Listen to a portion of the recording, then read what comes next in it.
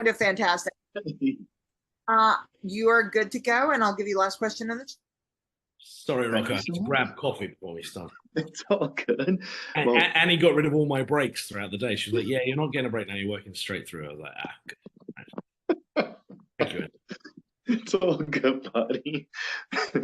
Well, welcome to Grue, and thank you for coming on as a guest. I appreciate it.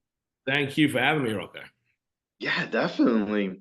So, like, the first question I'm going to start asking you is like, I'm sure growing up as a kid, like everyone else, you watched shows with Mickey Mouse and stuff. So, what inspired you to turn him into a killer and write the film? Well, yes, I did. Listen, contrary to popular belief, I'm not ruining people's childhood. I love Disney. I still love, I have Disney Plus. I love everything that Disney does. So I'm a big kid at heart because I play dress up for a living. So remember that. So this was just having fun. We had a ridiculous idea and we just ran with it. And this is, that was a lot of fun for me. It was a lot of fun for Jamie. We didn't take it too seriously. I don't think people should take it too seriously. I think it's just they should have fun watching it like we had making it. So the idea came up after I saw Winnie the Pooh. So I don't know if you know Yes. Fun Honey. They made it, which was a very cool idea. And maybe not a great movie, but certainly a very cool idea. Sort of no, it was a no, it wasn't a good movie, but it was a very good idea, and they ran with a good idea. So like, because I was like, man, that was a good idea to make a movie about that because it dropped into public domain, and then Hmm. I heard that Mickey Mouse was dropping into public domain in 2024. So I came up with this whole idea, and then eventually I told Jamie, and he was like, yeah, it's great, let's do it. Let's just run with it. So it was that's how it came up basically. I was like, we should do what they did for Winnie the Pooh, but just for Mickey Mouse.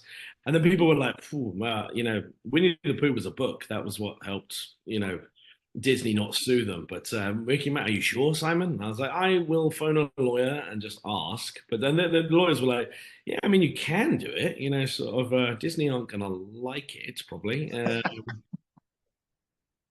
And I was like, well, we're just having fun, sort of.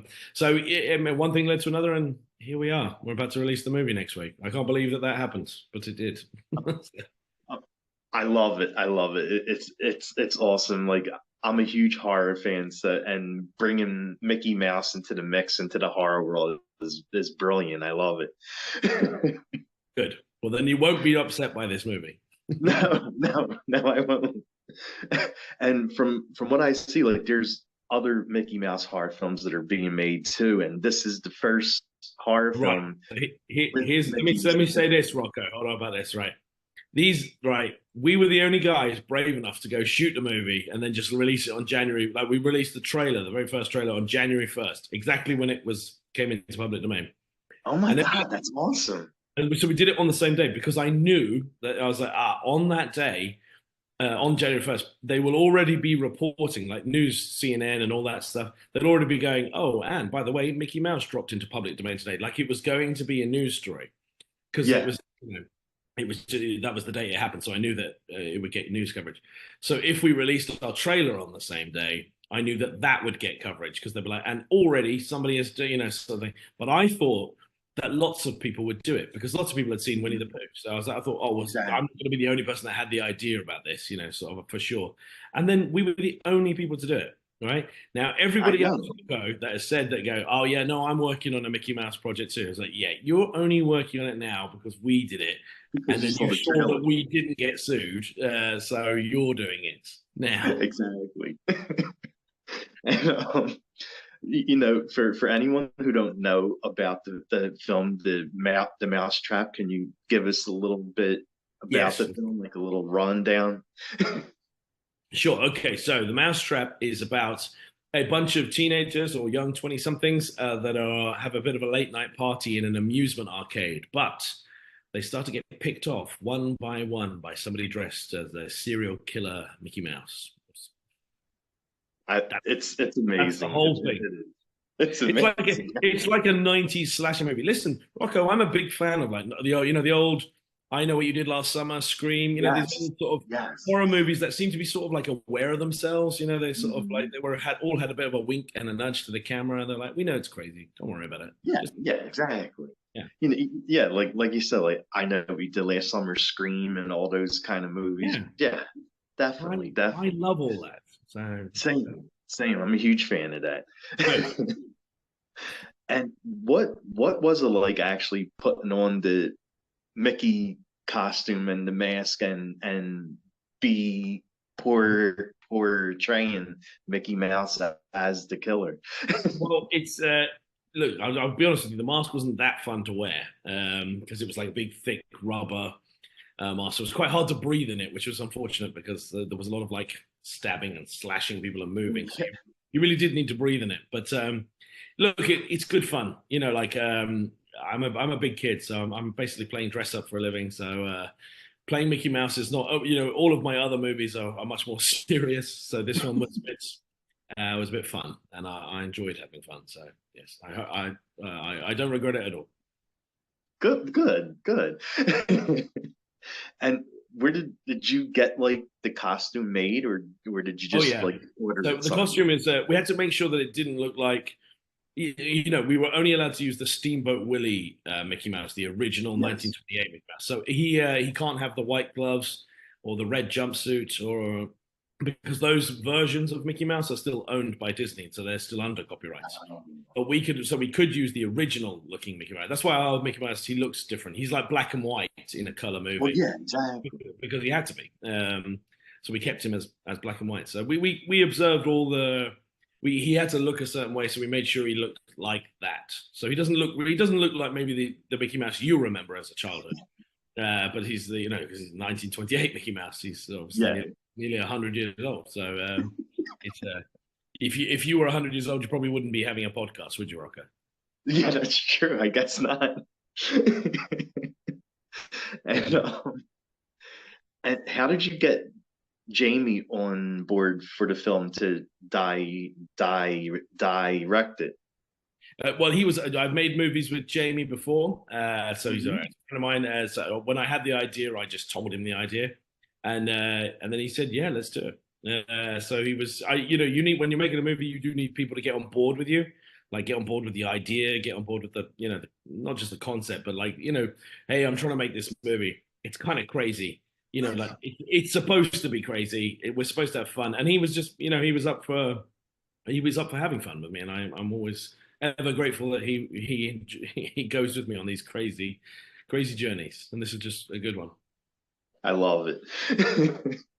And of course, without giving too much away about the film, because it comes out next week, is there a certain scene that you had the most fun doing, the most fun shooting?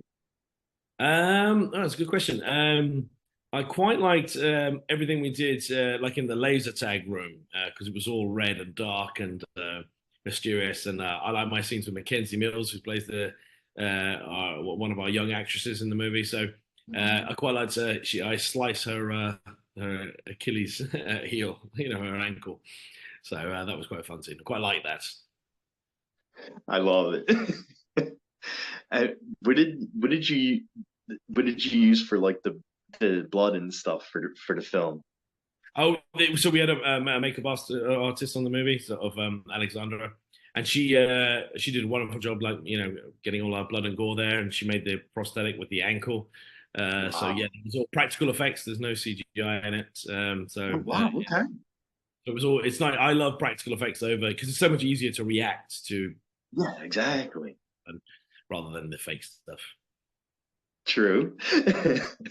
And what about the score? Like, who did you wind up getting for the score? Because I mean, as we With all a know, very talented guy called Darren Moores, and his score is actually coming oh out. my God, you got the CD. They sent me this. I got this from the record people the other day. So they said the company sent me a copy of the score. So I was like, oh, thanks very much. So just before it's not released yet, I think it gets released at the same time as the movie. So Darren Oh, Moores okay. was the composer, did a wonderful job on making our very exciting score. So, and I've worked with Darren before on several movies. Again, he's one of these guys I phoned and said, "Hey, we have a movie," and I described to him the movie. He's like, "Okay," he was like, "Let me send it over. Let me have a look." But he, again, he just went along with the crazy idea that we had, and that's good. I love how that looks too. Like you have the big mouse face on the front cover, and that was awesome. That looks great. Yeah. No, that's what made that a whole lot of fun. Yeah, definitely. Where did you wind up filming everything at? Was it like one location or a bunch of different locations? Well, we filmed some of it in Toronto, but we filmed most of it. Most of the scenes that people will remember are in the arcade, the amusement park, and that's at a place called Fun Haven in Ottawa, in Canada. Wow. We found a location that managed to agree to the movie there, and that was how we did it there. So I'm thankful to Fun Haven in Ottawa. I hope they get a lot of publicity from this. Yeah. Was there any funny or cool stories from the set? I mean, a killer Mickey Mouse, I'm sure there are.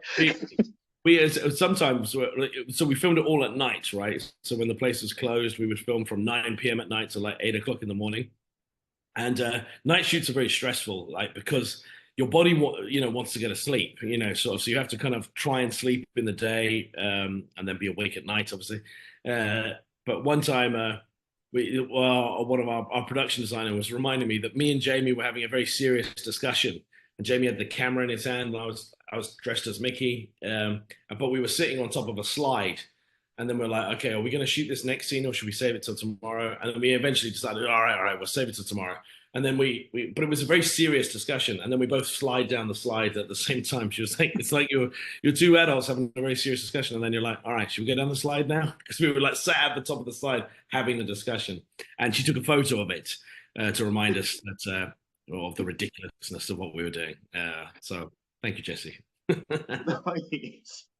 And after playing Killer Mickey Mouse, like, will you ever look at Mickey the same way again? No, I mean I won't. It's sort of, and I wouldn't say it's ruined Mickey Mouse for me, but it's like I don't know will I ever go to Disneyland again? I mean so I don't know. So I've been before, you see, but as a child, sort of I enjoyed, my mom and dad took me to Disney, so I don't even know if I'll be allowed in Disney again. They may just be like, you can't come in here, so that would be, I would understand that, but yeah, that's fair. Yeah, that's a good point. See, I don't want to ask them. I'm worried that they'll say no. We'll have to go in the dark. And like I said, I'm a huge horror guy. Are there any horror films that you love to watch? I'm not a big horror watcher. I like making horror movies, not watching them. Although I did recently go and see A Quiet Place day one because a friend of mine was working on it. So I went to see that and enjoyed that. But then I enjoyed all the Quiet Place movies. I don't know if you've seen them, but I actually do really like Quiet Place. So I think they did a great job with that. Oh yeah, definitely. Yeah, that's my one that I just watched, so it's fresh in my mind. But I'm not a huge horror person because honestly the movies actually scare me because I'm stupid. I believe that they're real. I get too into it. I'm kind of like one of those people I have to watch with my fingers in my ears. It's the sound that scares me. But after the horror fans watch this film, you might be seeing a lot of Mickey Mouses running around on Halloween night. I might be this Halloween. I don't know if I'm going to see Mickey Mouses. It could happen, right? Somebody will dress up as Mickey Mouse. Yeah, definitely. The next time there's a Comic Con on right now, but the next time there's another Comic Con, maybe there's a Mickey Mouse walking around. You don't know. You never know. It could happen. Exactly. And the last question I will ask you is, where could fans follow and watch the movie and follow you at? Well, the movie, if you want to find anything about the movie, hit up Instagram on just working in the Mousetrap. The movie's out on August 6th on video on demand, so iTunes, Google, YouTube, Amazon, wherever you rent your movies, they'll be there. And the DVD and Blu-ray is out on August 13th, so the week after it comes out on DVD and Blu-ray. So Amazon Prime and so on and so forth. Awesome, buddy. Well, thank you so much for coming on and doing this. This was fun. Wonderful. Okay, thank you for having me. I appreciate that.